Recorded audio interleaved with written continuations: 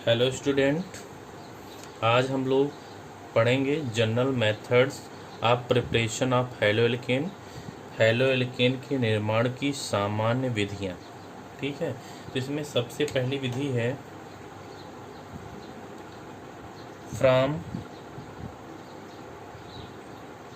Hydrocarbon.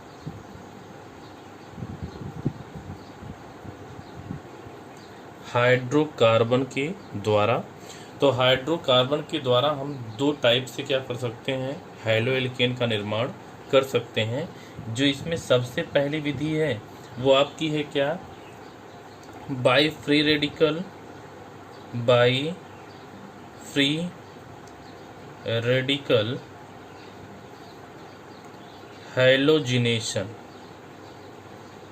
Halogenation of alkene. तो इसकी हिंदी हो जाएगी क्या, एल्केनों के मुक्त मूलक हैलोजनीकरण के द्वारा।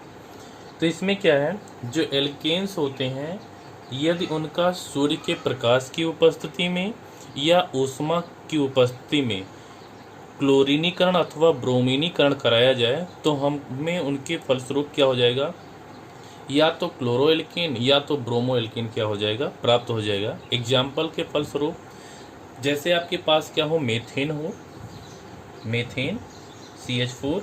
अब आप इसका क्या करिए, क्लोरीनीकरण कराइए। तो क्लोरीनीकरण कराने के लिए आपको क्या करना पड़ेगा, या तो आप ले लीजिए क्या सनलाइट, और या तो आप ले लीजिए क्या ताप। तो ताप कितना लेना पड़ेगा आपको, 520 से 670 केल्विन।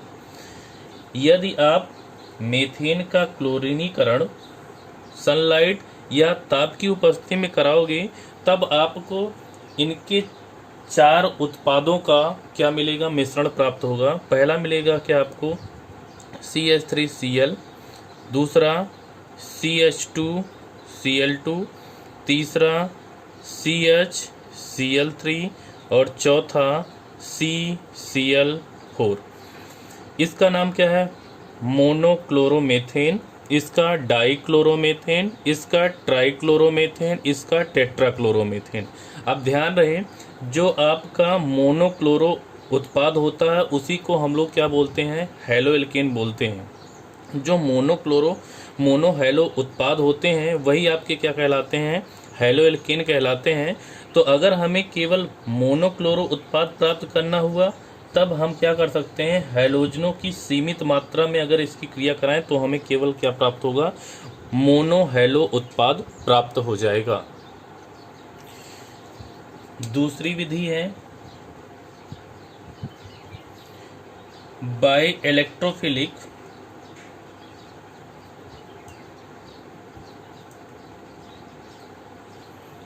एडिशन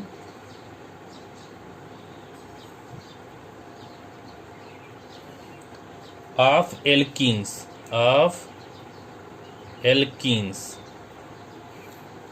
हिंदी इसकी क्या हो जाएगी, एल्कीनों के इलेक्ट्रोफिलिक योगात्मक अवक्रिया के फलस्वरूप या क्रिया के फलस्वरूप। इसमें क्या होगा, जैसे आपके पास क्या हो, एल्कीन हो, और ध्यान रहे यहाँ पर हम केवल बात किसकी कर रहे हैं, सम्मित एल्कीन की बात कर रहे हैं। जब सम्मित एल्कीन की क्रिया हैलोजन अम्ल जिसको आप बोलो क्या, HX, जहाँ पर X जो है, जहाँ पर X वो आपका क्या हो सकता है, क्लोरो, ब्रोमो, OR, आइडो, यानी कि क्लोरीन, ब्रोमीन या आयोडीन में से हो सकता है। अब ध्यान रहे, जब आपके सम्मित एल्कीन की क्रिया, सम्मित एल्कीन क्या होते हैं, जैसे आपका कार्बन कार्बन द्विबंध है तो उसके दोनों तरफ या तो समान, दोनों तरफ क्या जुड़े हुए हों, समान समूह जुड़े हुए हों। अब इस सम्मित एल्कीन पर अगर कोई आपका हैलोजन अम्ल क्या कर रहा है, क्रिया कर रहा है, लाइक एज क्या हो आपका HBr हो, वो क्या कर रहा है, क्रिया कर रहा है, तो योगात्मक क्रिया के फलस्वरूप क्या होगा, इसमें एक जगह क्या जुड़ जाएगा, H जुड़ जाएगा, दूसरी जगह क्या जुड़ जाएगा, Br, और बन जाएगा क्या आपका CH3 सिंगल बंद CH2 सिंगल बंद Br। जैसे यदि आपका ये हो CH2 डबल बंध क्या हो CH2 हो, यहाँ पर जुड़ रहा हो क्या HI, तब आपका बन जाएगा क्या CH3 CH2I। इसका नाम क्या हो जाएगा ब्रोमो एथेन, और इसका नाम क्या हो जाएगा आयोडो एथेन।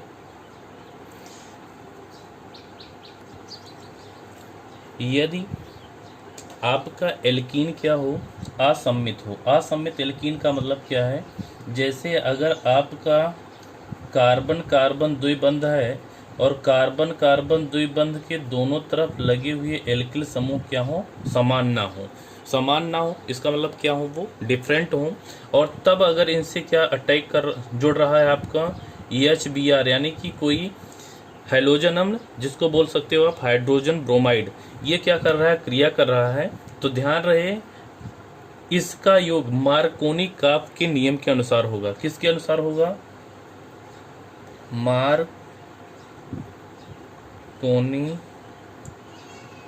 कॉफ्स रूल के अनुसार होगा। ठीक है, अब इसमें क्या होता है मार्कोनी काफ रूल्स क्या होता है इसको आप ध्यान से समझिए। ये जो आपका हैलोजन अम्ल है इसमें ये दो पार्ट हैं, अगर इनको तोड़ें तो H किस में जाएगा प्लस में, और ये आपका किस में जाएगा माइनस में। तो Br कौन सा भाग है ऋणावेशित भाग है, H कौन सा भाग है आपका धनावेशित भाग है। जब ये इस पर असम्मित एल्कीन पर क्रिया करेगा तब इसमें जो ऋणावेशित भाग है वो कार्बन कार्बन द्विबंध के उस कार्बन से जाकर के जुड़ेगा जिस कार्बन से जुड़े हुए हाइड्रोजन परमाणुओं की संख्या क्या होगी कम होगी, और धनात्मक भाग कार्बन कार्बन द्विबंध के उस कार्बन परमाणु से जुड़ेगा जिस पर क्या होगी हाइड्रोजन परमाणुओं की संख्या क्या होगी अधिक होगी। तब बनने वाला प्रोडक्ट बनेगा क्या आपका CH3 सिंगल बंध CH सिंगल बंध Br सिंगल बंध CH3। ये कौन सा नियम है आपका मार्कोनी काफ नियम है। ध्यान से सुनिए आप, अगर आपके पास क्या हो कोई असम्मित एल्कीन हो और उस पर कोई हैलोजन अम्ल क्या कर रहा है क्रिया कर रहा है, तो हैलोजन अम्ल का जो ऋणावेशित भाग होगा वो कार्बन कार्बन द्विबंध के उस कार्बन परमाणु से जुड़ेगा जिस पर लगे हुए हाइड्रोजन परमाणुओं की संख्या क्या होगी कम होगी, और धनावेशित भाग कार्बन कार्बन द्विबंध के उस कार्बन परमाणु से जुड़ेगा जिस पर जुड़े हुए हाइड्रोजन परमाणुओं की संख्या क्या होगी अधिक होगी। तो बनने वाला उत्पाद क्या हो जाएगा आपका ये हो जाएगा, और इसका अगर नाम लिखें तो क्या हो जाएगा नंबरिंग कर लेना आप 1 2 और 3, तो क्या हो गया 2 ब्रोमो, 3 कार्बन है तो प्रोप, और सिंगल बॉन्ड है तो एन, तो नाम क्या हो गया 2 ब्रोमो प्रोपेन। एक नोट इसको आप ध्यान दीजिएगा, जैसे किसी असम्मित एल्कीन पर अगर HBr की क्रिया किसी कार्बनिक पराक्साइड की उपस्थिति में कराई जाती है, और कार्बनिक पराक्साइड में क्या है आपका बेंजोइल पराक्साइड, सूत्र क्या होता है C6H5CO सिंगल बंध O सिंगल बंध CO सिंगल बंध C6CH5, इसका नाम क्या है बेंजोइल पराक्साइड है।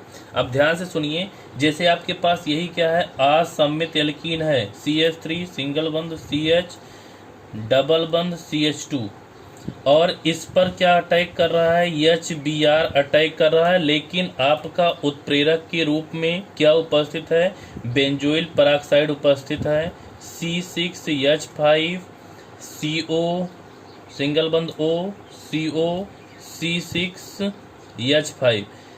तब यहाँ पर HBr का योग मार्कोनी काफ के नियम के क्या होगा विरुद्ध होगा, और बनने वाला प्रोडक्ट अब देखो इसमें क्या होता था माइनस यानी कि ऋणावेशित भाग वहां जाता था जिस कार्बन परमाणु पर हाइड्रोजन परमाणुओं की संख्या क्या होती थी कम, यहाँ पर सेम उसी का क्या हो जाएगा उल्टा, ऋणावेशित भाग कहाँ जाएगा जिस कार्बन कार्बन कार्बन द्विबंध पर जिस पर हाइड्रोजन परमाणुओं की संख्या क्या होगी अधिक, तो बनने वाला उत्पाद क्या हो जाएगा आपका CH3 सिंगल बंध, CH2 सिंगल बंध, CH2 सिंगल बंध Br।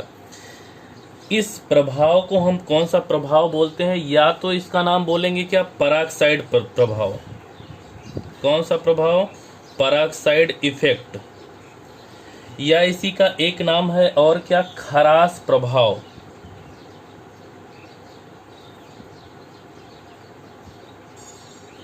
खरास इफेक्ट, दोनों में से कुछ भी बोल सकते हो आप। खरास प्रभाव।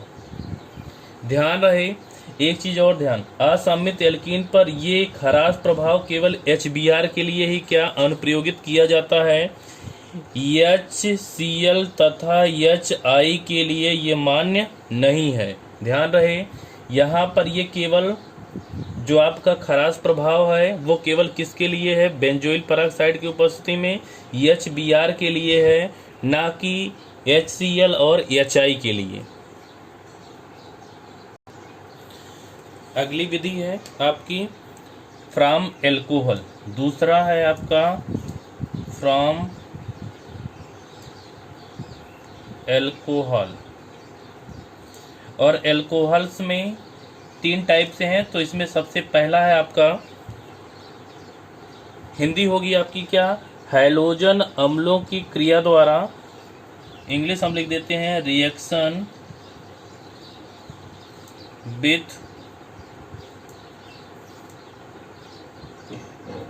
Halogen acid. ठीक, अब ध्यान दीजिए, जो आपके एल्कोहल होते हैं वो किससे क्रिया कर लें, आपके हैलोजन अम्ल से क्रिया कर लें। और ध्यान रखिए आपका जो एल्कोहल होता है वो कितने टाइप का होता है, तो 3 टाइप की हम बोल सकते हैं। एक को बोलते हो आप क्या, प्राइमरी एल्कोहल, दूसरा सेकेंडरी एल्कोहल, और तीसरा टर्सरी एल्कोहल। अब ध्यान दीजिए, प्राइमरी एल्कोहल का एग्जांपल हम ले लेते हैं CH3 CH2OH।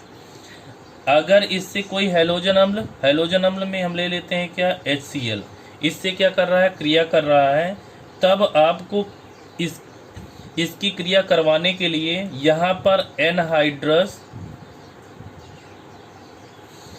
ZnCl2 का उपयोग करना होगा, और तब ये क्रिया के फलस्वरूप आपका क्या दे देगा, CH3 CH2Cl प्लस H2। अगर आपके पास क्या है, secondary alcohol like CH3 CH3 और यहाँ पर क्या हो आपका OH, ये आपका कौन सा एल्कोहल है, सेकेंडरी एल्कोहल है। और यहाँ पर अगर आपकी क्रिया हो रही है किससे, HCl से, तब भी आपको यहाँ पर उत्प्रेरक के रूप में एनहाइड्रस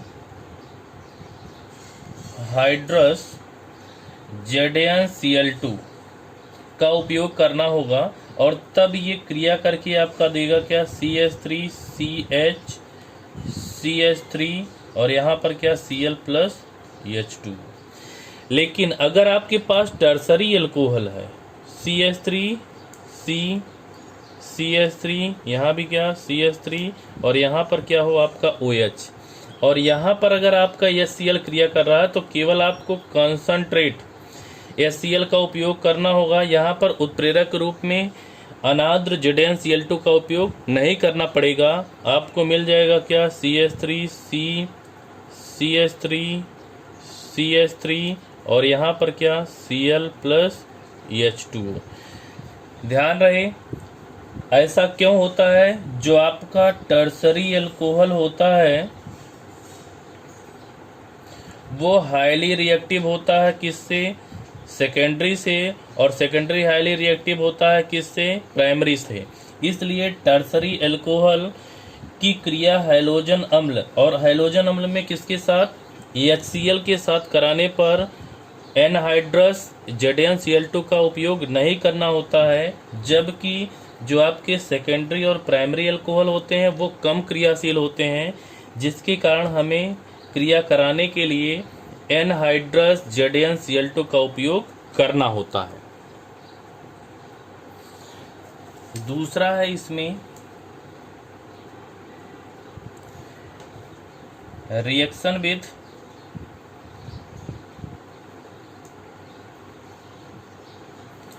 फास्फोरस हैलाइड। तो इसकी हिंदी आप बोल सकते हो क्या, फास्फोरस हैलाइड की क्रिया द्वारा। तो जो फास्फोरस के हैलाइड होते हैं वो बेसिकली कितने हैलाइड हैं हम लोग जानते हैं, दो टाइप के हैलाइड बनाता है। एक बनाता है क्या, PCl5, और दूसरा क्या बनाता है आपका PCl3। PCl5 का नाम क्या है, फास्फोरस पेंटाक्लोराइड, और PCl3 का नाम क्या है, फास्फोरस ट्राइक्लोराइड। अब अगर एल्कोहल की क्रिया PCl5 के साथ या PCl3 के साथ कराई जाए तो इनके संगत क्या होता है, आपको क्लोरो एल्केन की क्या होगी, प्राप्ति होगी। लाइक एज, जैसे अगर आपके पास क्या है, CH3 है, CH2OH प्लस PCl5 से अगर आप इसकी क्रिया कराओ तब आपको इसके संगत क्या मिल जाएगा, क्लोरो एल्केन, यानी कि CH3 CH2Cl plus POCl3 plus HCl। ठीक, अब ध्यान रखो इसका नाम क्या है, फास्फोरिल क्लोराइड। क्या नाम है, फास्फोरिल क्लोराइड, और इसका नाम जान रहे हो आप, क्लोरो एथेन। ठीक, यदि आप इसकी क्रिया CH3 CHOH CH3 इसकी क्रिया किससे कराओ आप, PCl3 से, यानी कि फास्फोरस ट्राइक्लोराइड से कराओ, तब आपको क्या मिलेगा, इसके संगत आपका क्लोरो एल्केन प्राप्त होगा। तो बन जाएगा क्या, CH3CH, यहाँ पर क्या हो जाएगा Cl, और यहाँ पर क्या CH3 प्लस H3PO3। अब क्रिया को बैलेंस करने के लिए आप इसको कितना कर देना, 3, तो ये भी कितना हो जाएगा, 3।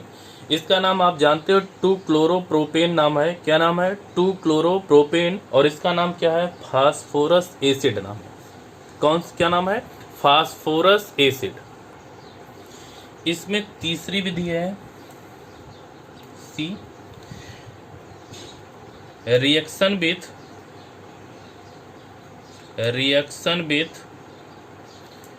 SOCl2, जिसको आप बोल सकते हो क्या, थायोनिल क्लोराइड के साथ क्रिया।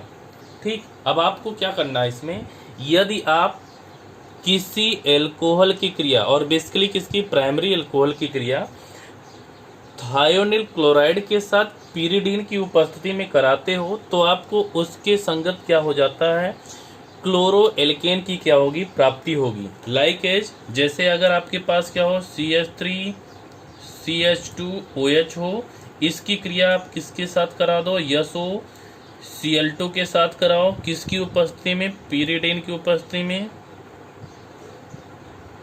पीरिडीन की उपस्थिति में, तब आपको इसी के संगत क्या मिल जाएगा, क्लोरो एल्केन, यानी कि CH3 CH2Cl प्लस कौन सी गैस रिलीज हो जाएगी, SO2 और HCl, हाइड्रोजन क्लोराइड गैस, ये भी क्या हो जाएगी, आपकी बाहर निकलेगी। तीसरी विधि है, दो विधियां हो गई।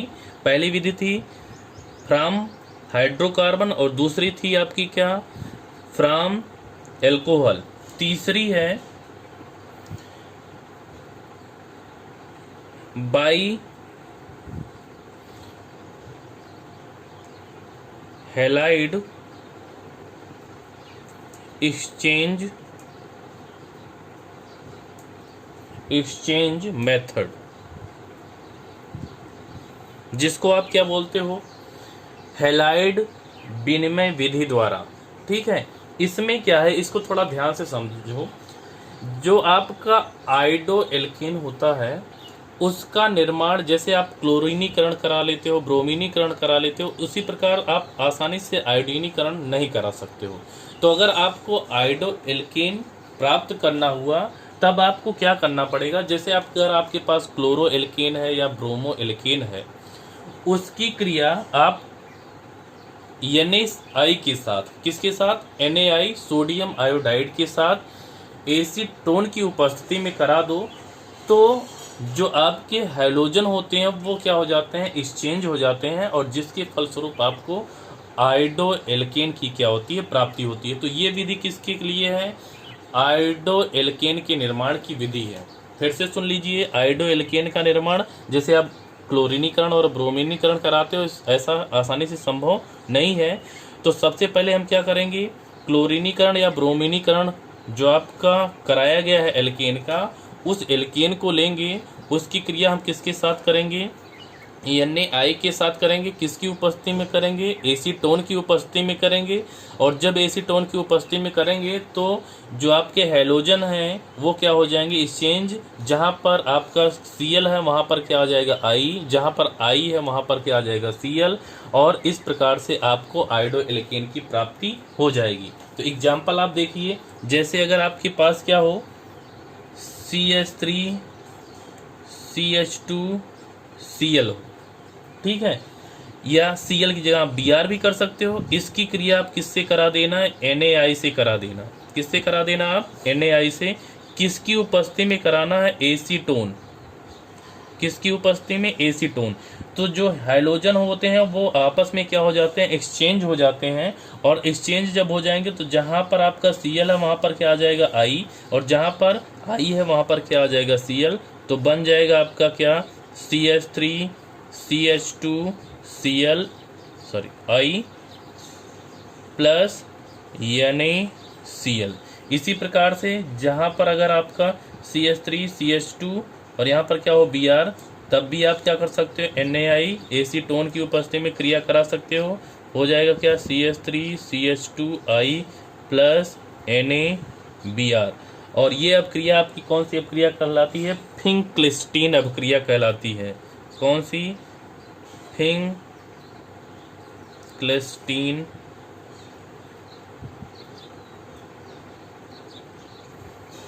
अपक्रिया। फिंक्लिस्टीन अपक्रिया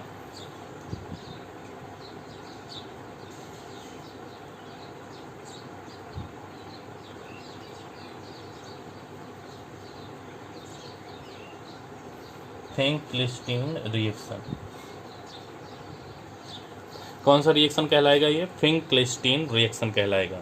तो ध्यान रहे, इसमें क्या होता है, जो आयोडो एल्केन का निर्माण है वो सामान्य विधि द्वारा आप आयोडो एल्केन का निर्माण नहीं कर सकते हो। तो आपके पास क्या होगा, क्लोरो हैलोजन का आपने क्या, एल्केन का आपने क्या किया होगा, क्लोरीनीकरण या ब्रोमीनीकरण किया होगा। तो आपके पास क्लोरो एल्केन या ब्रोमो एल्केन होगा।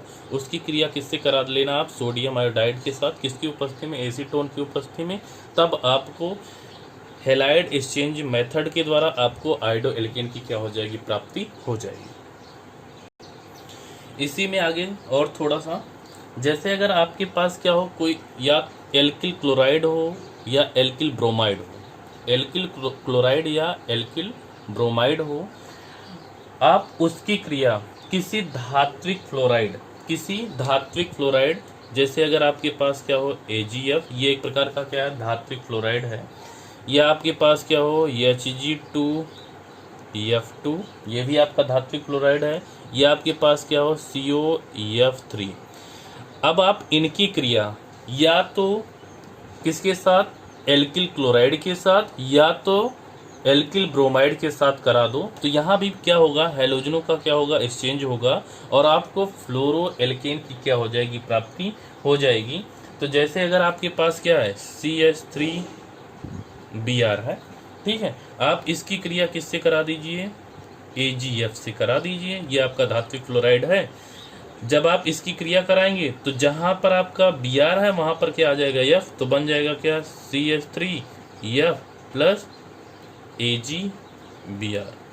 ठीक, अब देखो ये अपक्रिया आपकी कौन सी अपक्रिया कहलाती है? स्वार्ज अपक्रिया। कौन सी अपक्रिया? स्वार्ज अपक्रिया।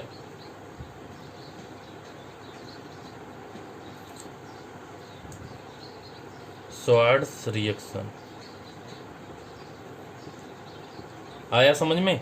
तो आप ध्यान रखिए, अगर आपको क्या प्राप्त करना हुआ, एल्किल फ्लोराइड या फ्लोरो एल्केन प्राप्त करना हुआ, तब आप क्या करोगे? आपके पास क्या होना चाहिए? एल्किल क्लोराइड होना चाहिए या एल्किल ब्रोमाइड होना चाहिए। उसकी क्रिया आप किससे करा देना? किसी धात्विक फ्लोराइड, और धात्विक फ्लोराइड में आप क्या ले सकते हो? AgF, Ag2F2 या COF3, इनमें से कोई आप एक धात्विक फ्लोराइड ले सकते हो।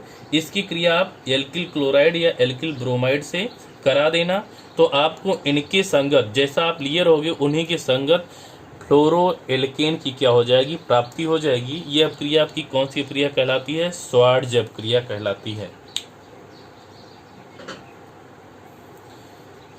और ये चौथी विधि है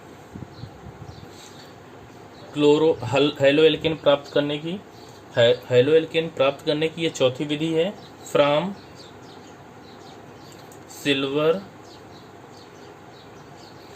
सिल्वर साल्ट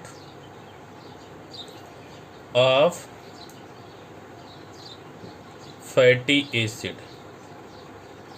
हिंदी क्या हो जाएगी? वसीय अम्ल के सिल्वर लवण द्वारा। वसीय अम्ल के सिल्वर लवण द्वारा। इसमें क्या होता है? जैसे अगर आपके पास कोई वसीय अम्ल का सिल्वर लवण हो, वसीय अम्ल का के सिल्वर लवण का जो सामान्य सूत्र होगा वो क्या होगा? RCOOAg। ठीक है, ये आपका क्या होगा? वसीय अम्ल का क्या है? सिल्वर लवण है। यदि आप इसकी क्रिया ब्रोमीन के साथ CCl4 की उपस्थिति में कराते हो, ठीक है, तब क्या होगा? जो आपका ये वसीय अम्ल रहेगा, वसीय अम्ल का सिल्वर लवण रहेगा, इसमें एक कार्बन कम युक्त ब्रोमो एल्केन की क्या होगी? आपको प्राप्ति होगी। लाइक एज, जैसे अगर आपके पास हो क्या? CH3 CH2 COOAg।